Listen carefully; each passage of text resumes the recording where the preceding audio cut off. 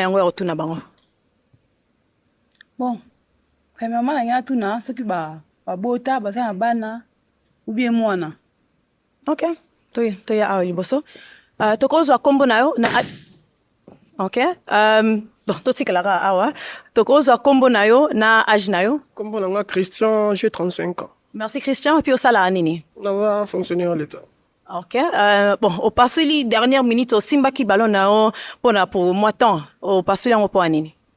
On a passé yango aza mwasi kotala boy. Aza ne loro moko te parmi ba critères na nga. Aza ne loro moko te. Aza na munene, aza pe na elongia mawa. Mwasi poza kama kila moto po chauffaka.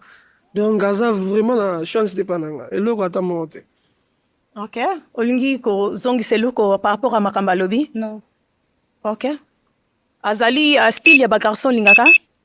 Âge na yo na kombo na yo? Kombo na nga Christian, naza na 35 ans. Merci Christian, puis osala anini. Naza fonctionnaire de l'État. Merci. Pesa biso raison pour anini opasuli ballon na yo. Bon, kotala vraiment boy nazo mona. Oyi batu abenga balufula kai. Dans aza moto asa. Azan nani? Asala trop. Siko do azoluka zonga na actualité. Yango ati babiloko ati nyonso wana donc. Et si donc, et ça veut dire que tout le monde sur le monde. Donc non, c'est la même que là été. Ok, merci. Ozana eloko koye kozongisa na makamba lobi.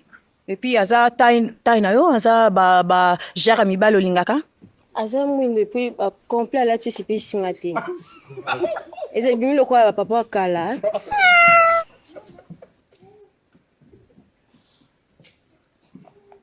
Ok, merci.